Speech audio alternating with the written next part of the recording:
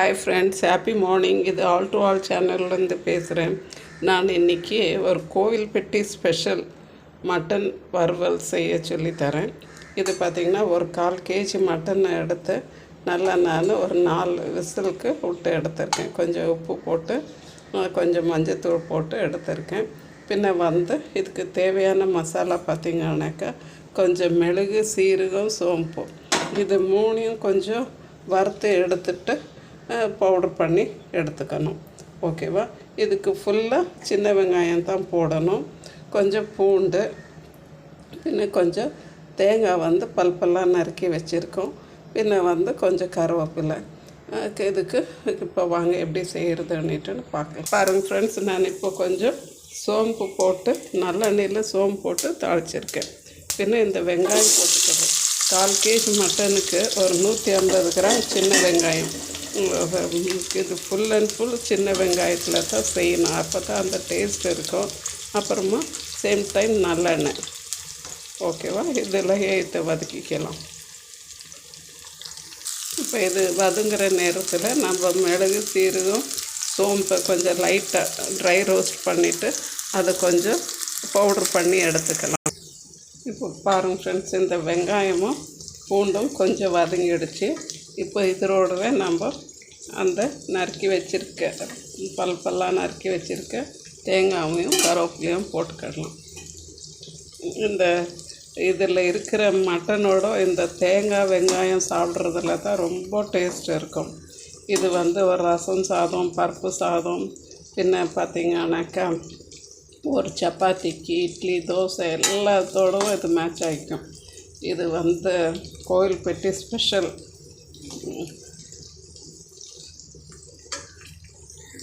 பாருங்கள் ஃப்ரெண்ட்ஸ், இப்போ இது எல்லாமே கொஞ்சம் நல்லா வதங்கி வந்துடுச்சு. தேங்காயெலாம் ரொம்ப தீயணுன்னுட்டுன்னெல்லாம் இல்லை, தீஞ்சு வரணுன்னுட்டுன்னு இந்த ஸ்டேஜ் இருந்தால் போதும். வெங்காயமும் ரொம்ப கருப்பாகணுன்னுட்டுன்னு இல்லை, ஓரளவுக்கு கொஞ்சம் ப்ரௌன் ஆகிட்டாலே போதும் நம்மளுக்கு. இந்த வெங்காயம், இந்த பூண்டு எல்லாம் நம்மளுக்கு வாயில் கெரிக்கணும். இப்போ நம்ம ஒரு ஸ்பூன் இஞ்சி பூண்டு போட்டுக்கலாம்.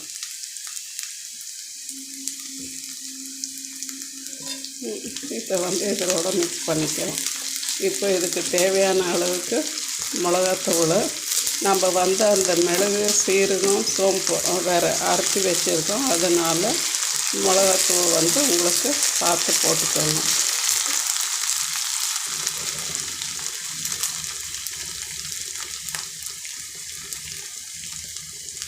நான் ஒரு 1/2 ஸ்பூன் மிளகாத்தூள் போடுறேன்.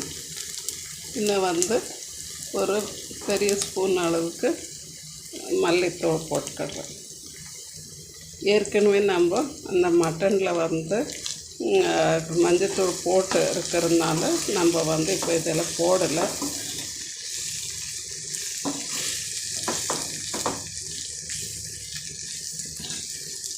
இந்த மசாலாலாம் இதோட கொஞ்சம் வதங்கிக்கிட்டோம். அப்புறம் நம்ம அந்த மட்டனை கொட்டி எடுத்துட்டு லாஸ்ட்டில் நம்ம அந்த வறுத்து பவுட்ரு பண்ணி வச்சுருக்க அந்த பவுட்ரு தான் இதுக்கு மெயினாக ஹைலைட்டு. அந்த பவுட்ரு போட்டுக்கலாம்.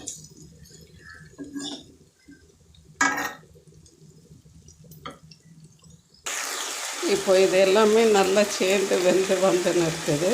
இப்போ ஒரு சின்னதாக ஒரு தக்காளி ஒன்று கட் பண்ணி போட்டுவிடுவோம்.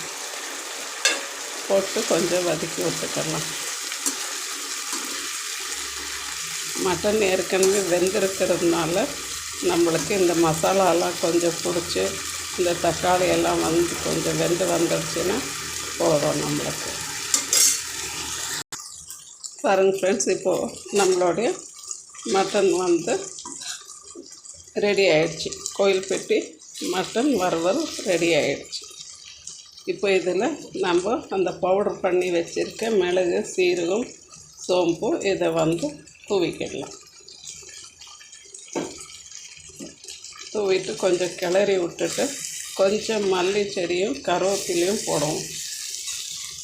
போட்டுட்டு ஒரு 2 நிமிஷம் மூடி விட்டுட்டு நம்ம இதை சர்வ் பண்ணோம்னாக்கா ரொம்ப சூப்பராக இருக்கும். இதை நீங்கள் சாப்பிட்டு பார்த்தே இருக்க மாட்டீங்க, அவ்வளோ டேஸ்ட்டாக இருக்கும். இது ஒரு முறை நீங்கள் செஞ்சீங்கன்னா உங்கள் வீட்டில் இதை தான் செய்ய சொல்லி கேட்குவாங்க. ஸோ நான் இதில் அந்த மல்லி கருவேப்பிலையும் போட்டுட்டேன். பாருங்கள் ஃப்ரெண்ட்ஸ், இப்போ நம்மளுடைய ஒரு கோவில்பட்டி மட்டன் வறுவல், அந்த ஒரு பருப்பு குழம்பு, சாதம், இது 3 சூப்பராக மேட்ச் ஆகும். நீங்கள் செஞ்சு சாப்பிட்டு பார்த்துட்டு சொல்லுங்கள்.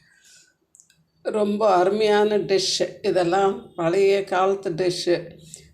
இதெல்லாம் செஞ்சு பாருங்கள். செஞ்சு பார்த்துட்டு இது all to all channel please மறக்காமல் சப்ஸ்கிரைப் பண்ணுங்கள், லைக் பண்ணுங்கள், ஷேர் பண்ணுங்கள். நல்லா சாப்பிட்டு என்ஜாய் பண்ணுங்கள். Be happy always. Thank you viewers. Thank you for வாட்சிங் ஃப்ரெண்ட்ஸ்.